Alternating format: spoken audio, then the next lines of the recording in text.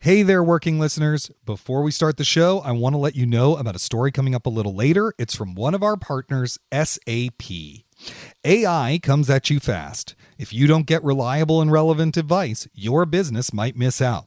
Whether you're looking to automate tasks or embed AI in your business processes, SAP can help.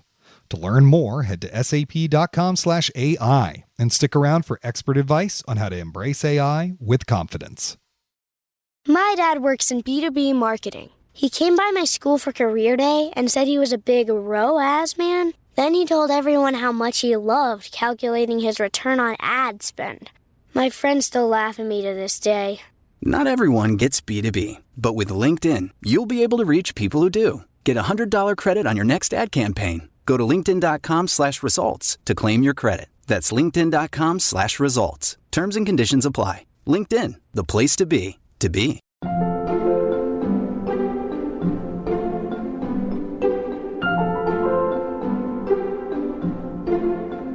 I'll sit down and I'll potentially brainstorm an idea. But when I'm brainstorming an idea, it actually started 3 years ago in my head. And it's been in my head since. And then it'll continue to grow. And then ultimately it'll get to a place where there's no more room for it in my head and it has to get on paper.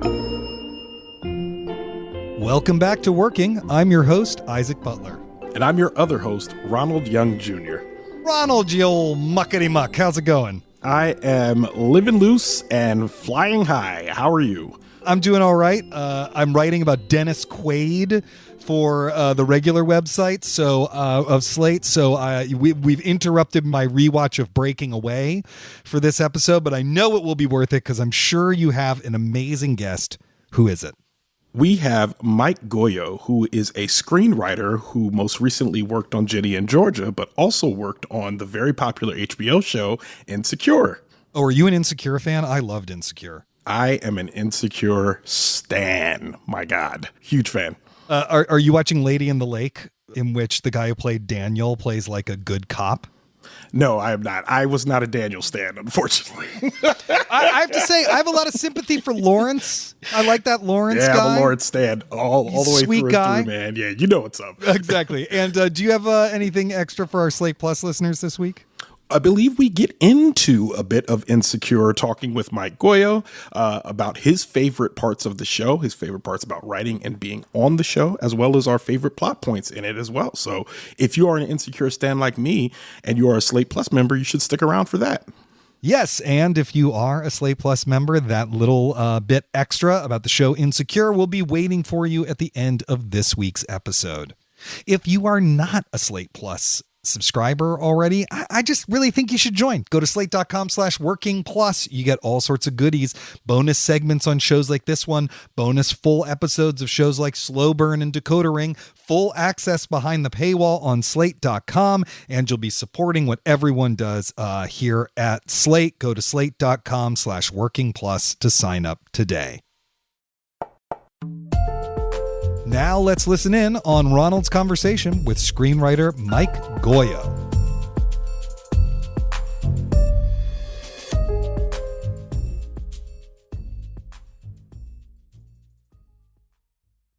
This episode is brought to you by SAP. First, the bad news.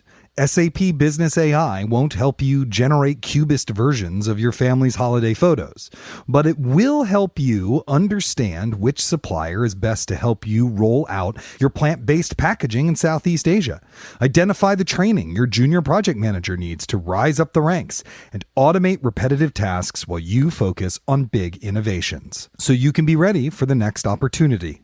Revolutionary technology, real-world results. That's SAP Business AI. Who are you and what do you do? All right, so my name is Mike Gauyo. I'm a TV writer living in Los Angeles, California. I've written on Insecure and a show called Ginny in Georgia.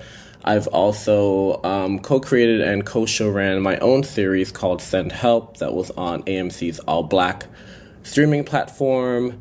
And I'm currently, developing more shows and writing a feature. So, Mike, tell me your earliest memory of doing something creative yourself? Was it writing or was it something else? Okay, so I always go back to this time where I was in this school play, and it was fifth grade. And I was playing a bird in the play, and I remember that we kind of had to like put together our own costume. So I was like, okay. So I thought to myself, all right, like how do I go about doing this? I also remember that my parents were not helping me with this project at the time at all. Anyway, the part was like a 3-second part. Yeah. But I was determined to put together this for a camp. Hey, listen, there's no small parts. So I was determined to put together this costume for this 3-second part where all I was doing was like quacking or something or squawking, whatever bird sound they were asking me to do. And I was really proud. I was really proud of that costume. That's like I always go back to that memory for a few reasons.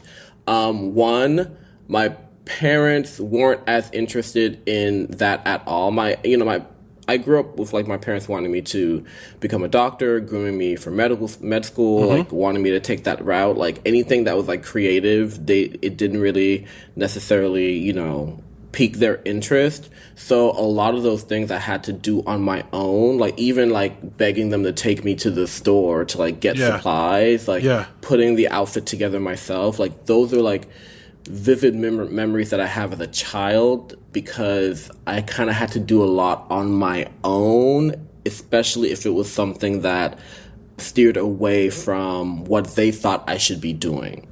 When do you decide that the careers that they think you should be doing, they wanted you to be a doctor, lawyer, or an engineer? Like when did you decide that those paths weren't for you? How did you make that decision? And I imagine it sprouts from a place of you doing all of this on your own.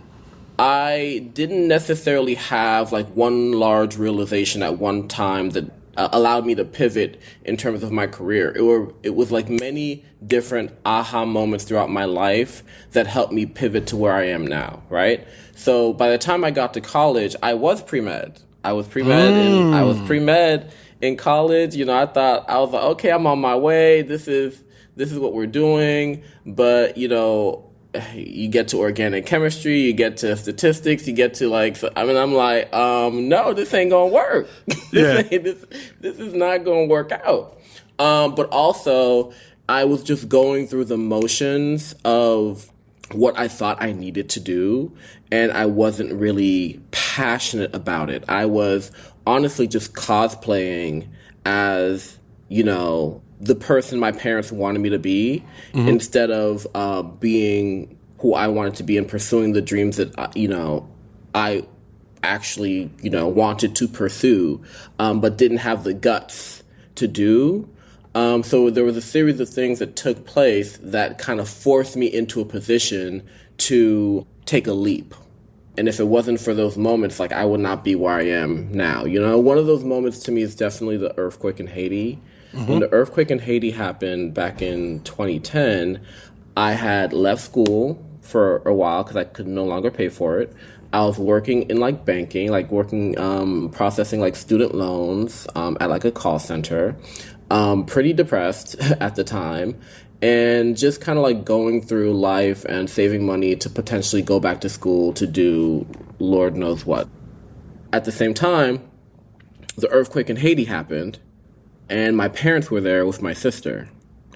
And it was 3 days before we can get in contact with my parents. So thankfully, my parents were okay. My parents and my sister came back to the States. But within those 3 days, I'm trying to process life without my parents. I'm trying to process, potentially having to raise my younger brother, who's 12 years apart from me, and he was the only one with me in the States at the time. Yeah. And I really just had an aha moment of like, wow, I have not been living for myself, and life is clearly so short that I need to start making steps towards living the life that I want to live. So I ended up going back to school and studying theater with like a concentration in creative writing because I grew up writing. And I also came out to my parents in that same year. Okay, so there was a lot going on. Pick one. Oh my gosh. Listen, there was a lot going on. When I tell you, I came out, so I told my mom that, I'm going back to school. She was like, oh my God, that's great. But I'm like, I'm going back to school to study theater and creative writing. And she was like, no, what are you doing? And my dad was kind of like, let him live his life. Like, let him do his thing. And then maybe I want to say several months later, I came out and my dad was like, what are you doing? And my mom was like, remember, let him do his thing. So it was very kind of they were on opposite ends depending on what I was, the news I was imparting to them at the time. But yeah, shortly after finishing school, I moved to LA because I was like, oh wow, TV, I really love this medium of storytelling. So I'm going to move to LA and become a television writer. And that's what I did.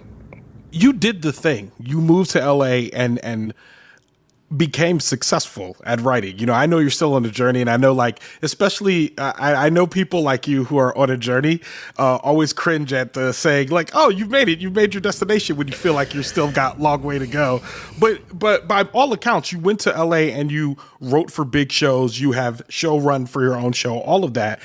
I guess my question is, how do you get the gumption to know that you are good enough to do that? Is it just self-belief? What actually, you know what I mean? What says, wow. I'm going to actually, what gives you the audacity to go do that, Okay, there's a lot to unpack there. I will say that I suffer from a constant state of imposter syndrome. And for me, I think audacity is an important word here, because without the audacity, the imposter syndrome and self-doubt would have crippled me.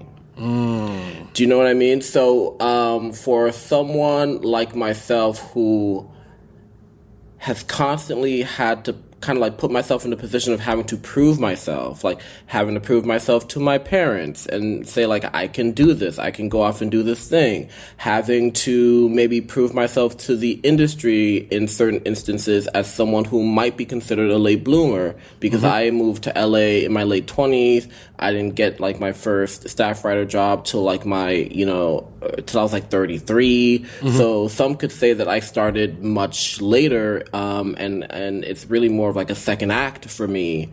So I've constantly been putting myself in the position of someone who's an underdog trying to claw their way up. And that is what's pulled me up to the position that I'm in now. So I would say that, yes, I have believed in myself, but I've believed in myself because a lot of times I felt well, if I don't believe in myself, there's no one else is going to. So if I've had to bypass that feeling of self-doubt and imposter syndrome and be well, I'm going to need you to sit in the corner real quick because I need to do this thing, because I have to prove it to people and ultimately prove it to myself. So, but yeah, the imposter syndrome, it's still here. It's still here. It never goes away. I think you could either use it to cripple you or use it to be a driving force. And it's been a driving force in my career. So talk to me a little bit about your writing practice. So you've obviously written on several different genres of shows, and you've been doing it for a few years now. Do you have a regular practice that you do, a writing every day tactic, or is there something that you do that actually gets you ready to go in terms of getting your work done? That's a good question. I am a overthinker. I overthink everything. And thankfully have been able to use that to my advantage when it comes to writing. So if for instance, I'll sit down and I'll potentially brainstorm an idea. But when I'm brainstorming an idea, it actually started 3 years ago in my head. Yes. And it's been in my head since, it'll start with a seed of an idea. And that seed of an idea, I'll implant it in my brain and it'll start growing from there. It'll start growing roots and tentacles from there, in the sense that okay, here's this idea. Who are the characters? Who are the players in this? Okay, I'll tuck that away for a month, 2 months, 3 months. I'll be in a situation out with someone and they'll say something that clicks and that triggers that memory, and I'll go back to that thought and I'm like, oh, this character could have the same sensibility as this person that I'm talking to here, because I think that relates to that. And then it'll continue to grow in my head. It'll continue to grow. And then ultimately it'll get to a place where there's no more room for it in my head and it has to get on paper. Yes. I have to get it down. So that's kind of like my process. So when I do finally get it down, I'm trying to figure out tone. I'm trying to figure out whether or not this is a series that has legs. Was this just a one-off idea that's been stored in my head for the past year or two or a few months or whatever? Or is this something that can be an actual show, right? And normally I'll determine that based on how universal the idea is and how many people it can impact. Where does it fall in the current zeitgeist? Is it important? Do people want to hear something like this? What is my personal attachment to it? Is this something that I feel like I need to tell right now? Or is this just a fun idea that I had that I'm like, okay, well, I'll just work on this from time to time. It's not really something that I feel too deeply about, right? But I feel the things that move me the most are the things that I feel the most deeply about and are the things that get on paper first. Okay. And once I get it on paper, I'm trying to figure out like whether or not it has legs as a series.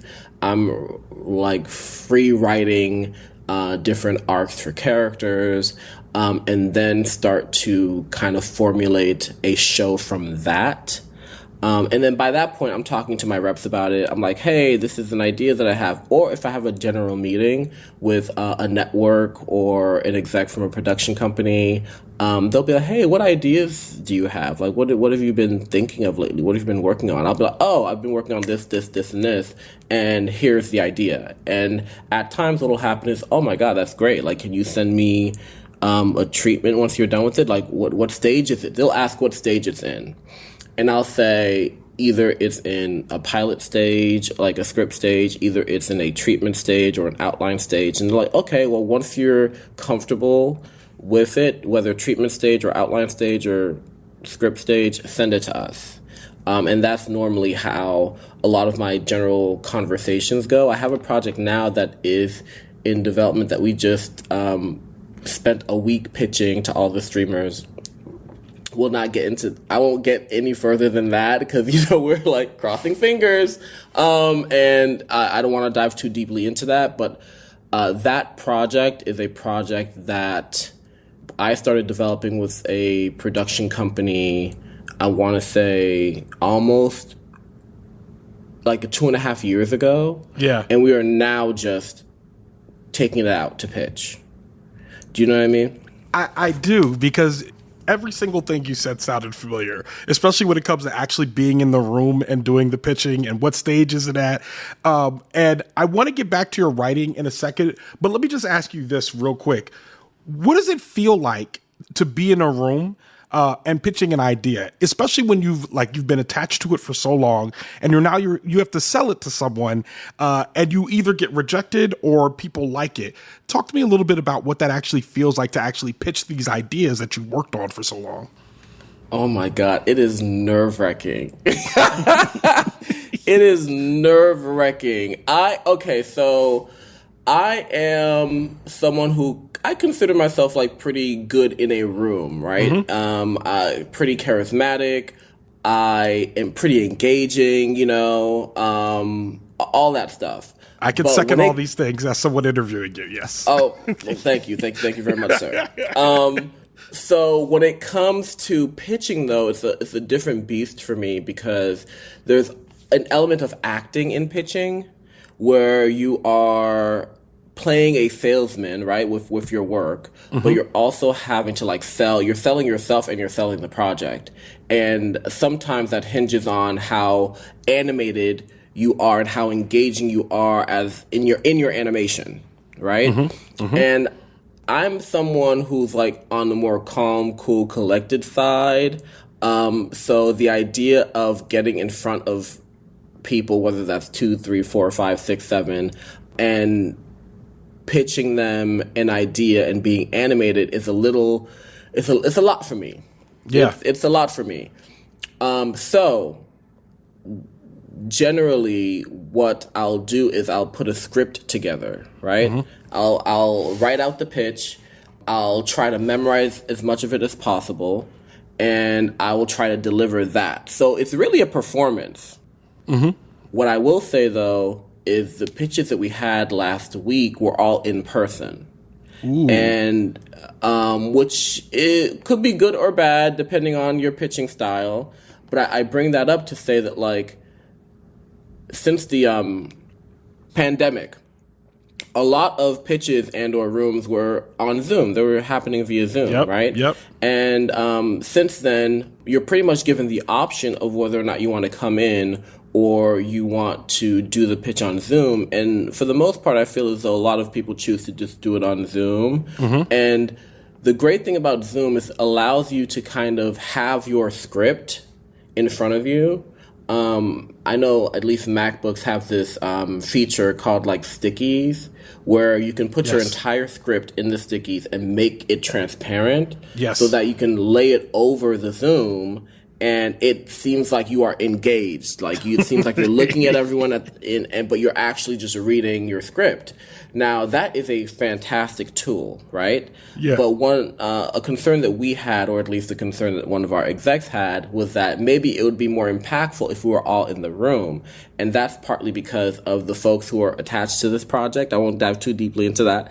But the actor who's attached to the project to play the lead, the EP who's attached to the project, like when you walk into the room, it looks like, oh, wow. It looks like, okay, like you're coming in with a stacked pitch and with like some heavy hitters attached, which is fantastic. So that can read at times better when you're in the physical room than it does when you're on Zoom.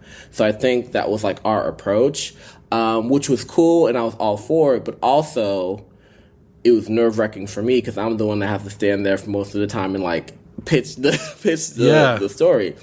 All in all, I think it went well. I'm glad I did it.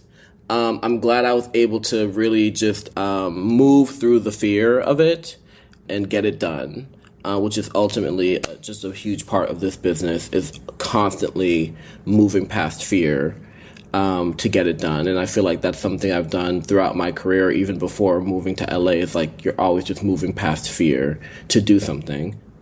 So I'm happy with the outcome. We'll be back with more of Ronald's conversation with screenwriter Mike Gauyo after this.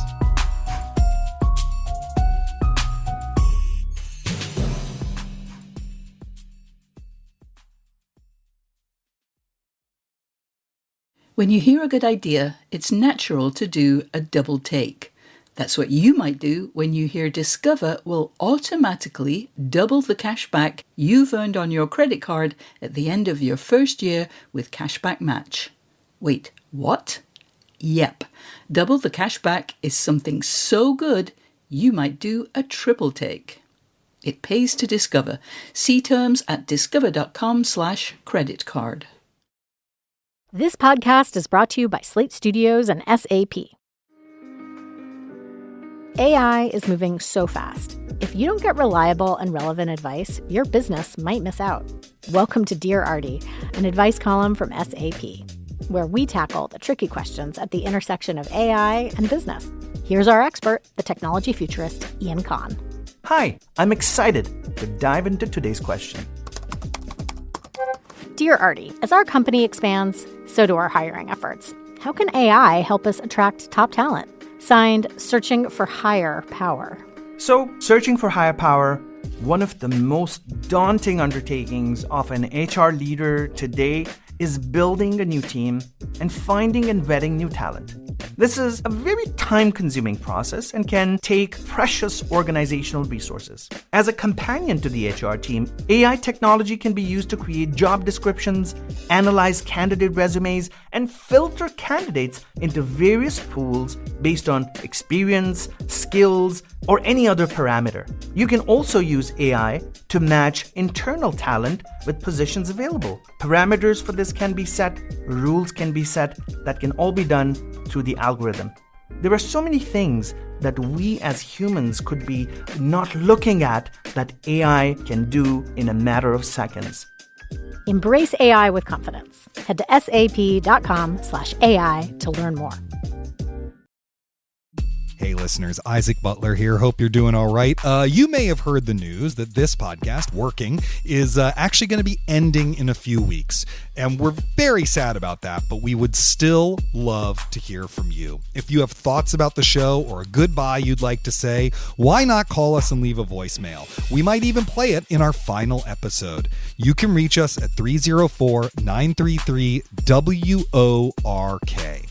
That's 304-933-WORK. Or you can send a voice memo to working@slate.com. Thanks again for listening and for all your support over the years. Now, let's get back to the show. When you get to a place where you complete a pitch, there's a space where you are kind of in this no man's land, in this, purgatory, if you will, where you're waiting for a yes or no.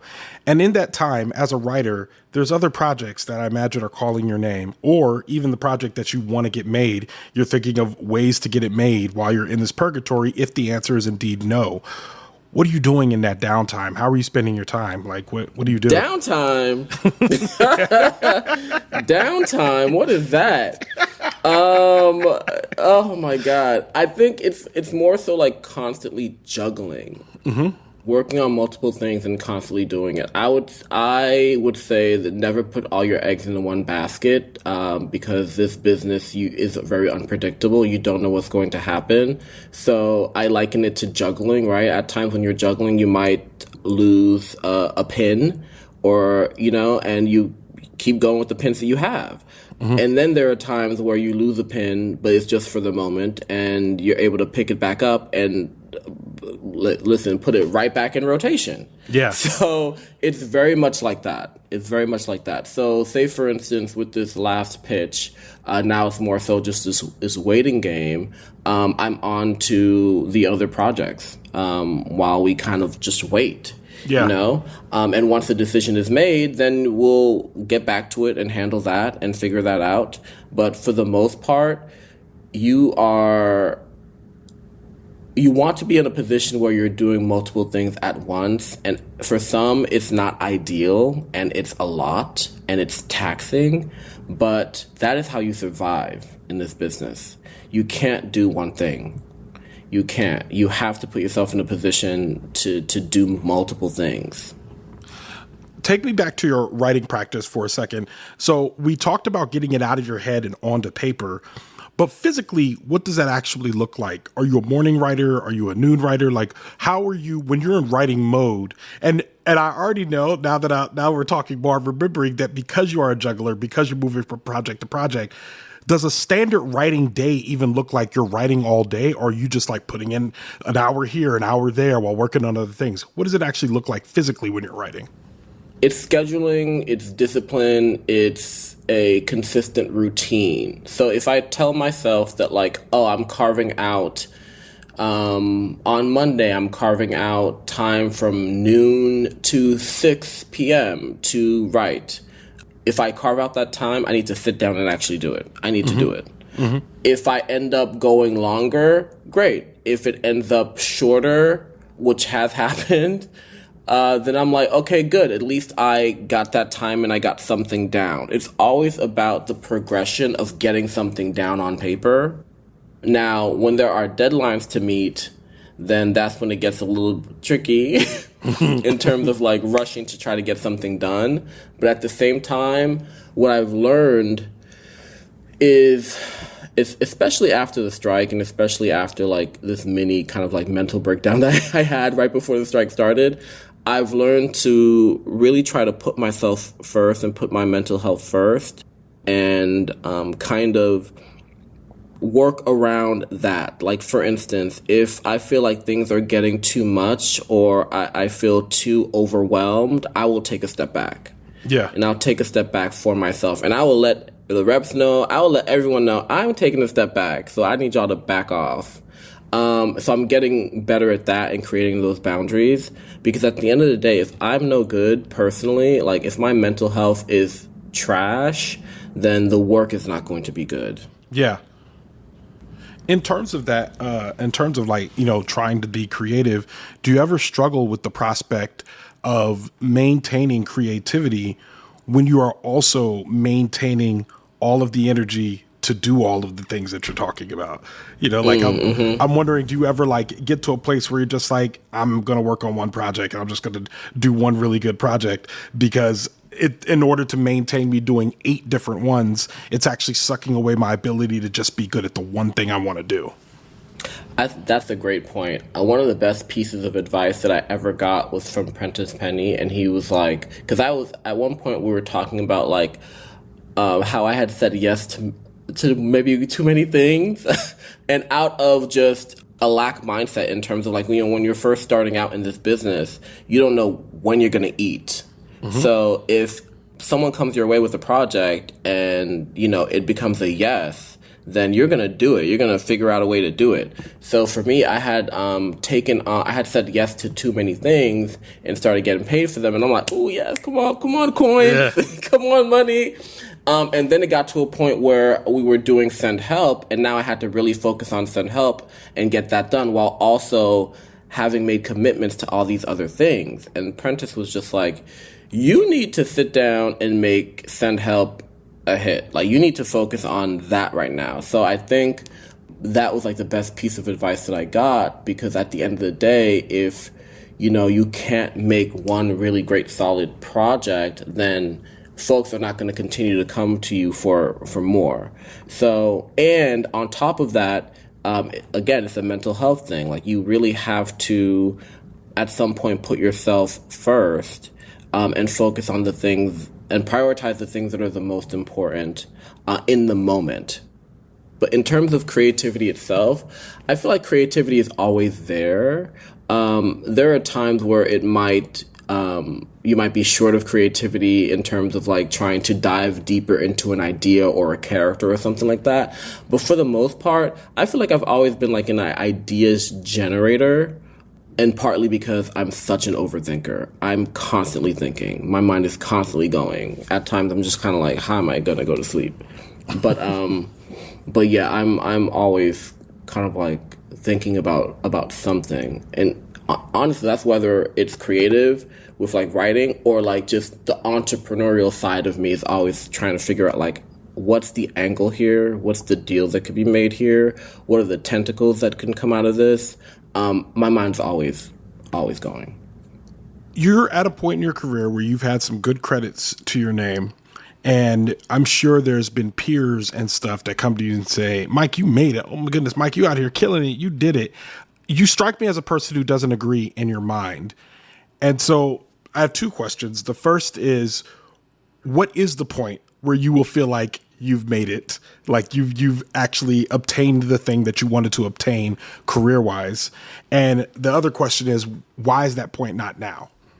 That point isn't now for a few different reasons, right? I feel like I have not yet been able to say what I've wanted to say or make the imprint in the business that I've wanted to make, right? I feel as though my mission in the industry has just honestly solidified itself, you know, wanting to give like more of a platform to marginalized voices, wanting to see more marginalized voices on television that I haven't seen before, you know. I grew up in a family where, you know, we're Haitian, we're immigrants. Some members of my family scammed to get to where they are. My younger sister has cerebral palsy. She doesn't walk or talk. There are like handicapped figures that I haven't seen on TV that look like my sister, or like members of my family that I want to see existing on TV in the same way that Breaking Bad was able to do. I haven't really seen that in the form of like a Black family, or more specifically an immigrant family trying to make it. So there are a lot of things that are currently missing from the television zeitgeist that I'm wanting to see. So that's why I would say that I haven't made it yet, because I haven't been able to put my imprint on the industry yet when it comes to the type of content that I'm making and want to see. Besides that, I'm someone who never feels like it's enough. So because of that, I think I'm constantly going to move the needle in terms of what it looks like, quote unquote, like making it.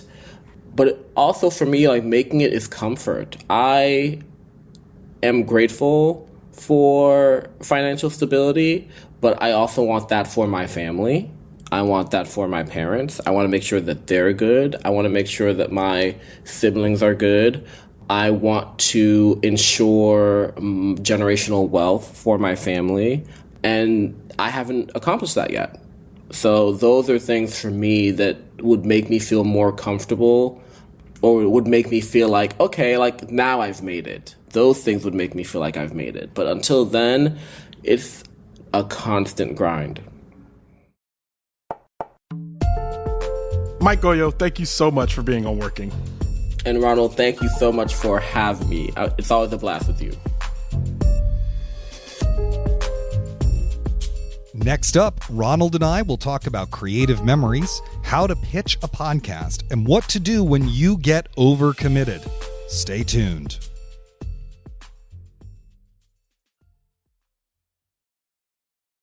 Want to teach your kids financial literacy, but not sure where to start? Greenlight can help. With Greenlight, parents can keep an eye on kids' spending and saving, while kids and teens use a card of their own to build money confidence. As a parent, you can send instant money transfers, set up chores, automate allowance, and more. It's a convenient way to run your household, customized to your family's needs, and the easy way to raise financially smart kids. Get started with Greenlight today and get your first month free at greenlight.com/Spotify. The IKEA Business Network is now open for small businesses and entrepreneurs. Join for free today to get access to interior design services to help you make the most of your workspace, employee well-being benefits to help you and your people grow, and amazing discounts on travel, insurance, and IKEA purchases, deliveries, and more. Take your small business to the next level when you sign up for the IKEA Business Network for free today by searching IKEA Business Network. Ronald, I really love this question you've asked your guests the last couple times that I've been in the co-host chair about their earliest creative memory. Should I ever get another gig talking about the creative process with people, I am going to steal it. It'll be a loving homage to you, so I hope that's okay. That's perfectly fine. Okay, great. Good. Loving homage, theft, whatever you want to call it. It's always so revealing, right? Because the core of the future creative person is always there in that answer. And in this case, what I heard Mike talk about was a very DIY attitude, and one where the work is actually its own reward. Like a lot of people, they get into the creative stuff because it gets them a lot of positive feedback and attention from their family. Maybe they have a few siblings, they want to stand out or whatever. But in his case, his parents were like, what? We have to drive you to get, no, forget that. Like that was just not on the table. So the work had to be its own rewards. What did you make of that? I thought it was great. I think like the idea of you being excited and passionate enough to do a thing just for the thing's sake I think that's true creativity. I think a lot of people don't realize that all of the things that you get, all of the accolades and praise that you get from an audience as a result of being creative is never the end goal. Right. Most of the people who are really good at a thing are typically more concerned with being good at the thing than they are about the accolades and praise that come with the thing. So I think what he's talking about is really the genesis of true creativity. And that's the type of creativity I strive for when I'm just saying, I just want to make this thing and I want it to be good and I want people to enjoy it. I don't really care about accolades after that. Yeah, actually, I only care about accolades. My entire creative process is just about getting accolades. That's all I care about. If people send me flowers, then I feel like I've done a good job. I will send you some flowers after we're done with this recording. Okay, amazing. Let's talk about pitching for a second. I was really happy to hear you kind of go deep on the pitching process, and especially kind of the psychic process of pitching, like how you do it if it's on Zoom, how you do it if it's in person. I've been suddenly pitching freelance pieces quite a bit because our show is ending in September. I have some income I need to replace, but I've been doing it a long time, and I'm pretty used to it at this point. I should say, for working listeners who want to learn more about pitching pieces for print and websites, writing, Karen Hahn and I actually did a great episode about it for working overtime that we'll put on the episode page for this episode. But I wanted to talk to you about something different, which is the art, the craft of pitching podcasts, which is its own whole thing that's kind of developed over the last few years. What is that like? What do you need to bring to those kinds of meetings? What has that process been like for you when you've pitched podcast work? So in the pitches in which I've been the most successful or have had the most, I would say, traction in the room, what I always have is audio. So if you're making a podcast and you have what it already sounds like and you can provide that to the person you're pitching to, that is always kind of the winning move. In most cases, people will have a deck, they will have a concept, they will have a one sheet, all of those things. But if you have actual audio of whatever it is you're trying to sell, that's really the winning ingredient in order to get some real traction for your show. And the funny thing about it is that's the hardest thing to make, because if you're pitching a show and you want to get money to make the show, then you probably don't have money to make the show. But what I'm telling you is you have to kind of make the show before you can get money to make the show, which is it's a tough cycle to be in. And if you don't have audio, that can feel like an insurmountable obstacle to get you to the place where you can actually iterate and develop the podcast.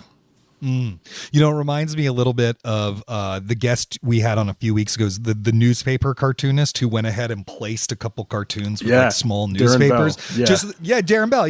Just so that he could prove this was a real thing. It's like the more concrete you can make it, the more someone is going to know whether it's something they want or not, That's exactly, I remember my first critic gig. I had a friend of mine who worked at WAMU. His name is Morgan Givens. And he was like, "Hey, Ronald, will you come and talk with us about Get Out? I know you like movies." And I was like, "Absolutely." So I went and talked about Get Out. And in my bio, they said Ronald Young Jr., cultural commentator and movie critic. And I'm like, movie critic? I mean, yes, but I don't have anything in which I have done criticism. Right.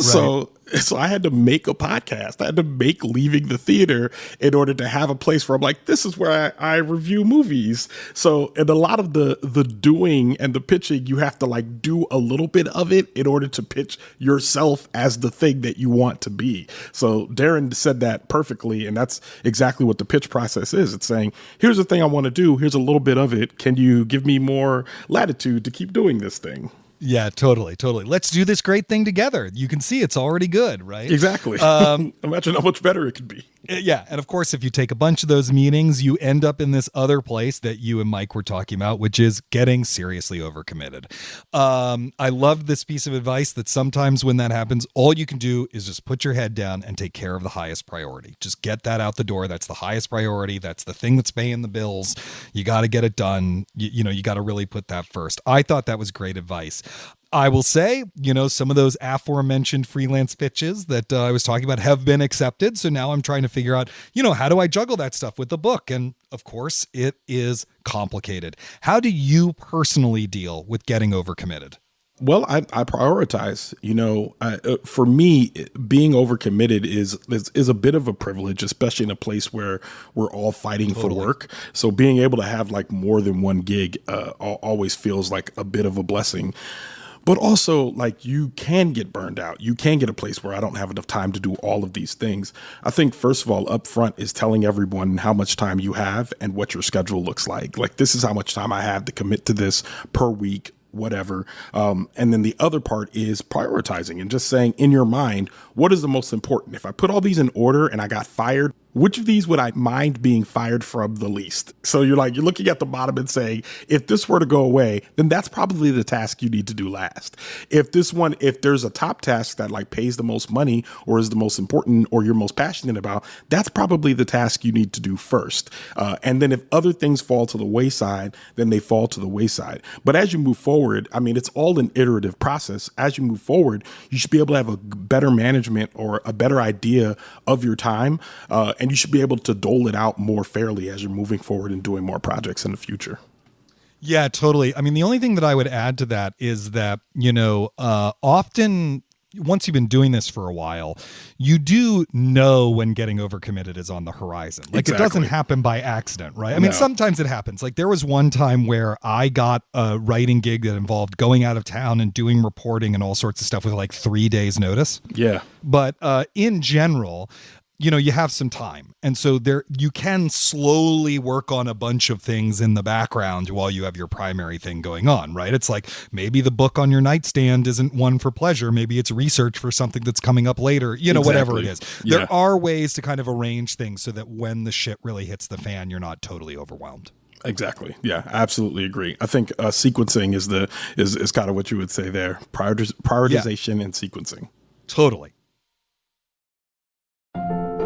Well, that's all the time we have for this week, but let me make a Slate Plus pitch to you one last time. Slate Plus subscribers get full access behind the paywall on Slate.com. They get bonus segments on many of our shows, and they get bonus full episodes of some of our most popular shows like Slow Burn and Decoder Ring. Go to Slate.com/WorkingPlus today to sign up. Thanks to Mike Gauyo for being our guest this week, and thank you, Cameron Drews. Our producer, Cameron, if you were a pitch, we'd buy you in the room and order you straight to series. Tune in next week for June's conversation with memoirist and poet Judith Barrington. Until then, get back to work.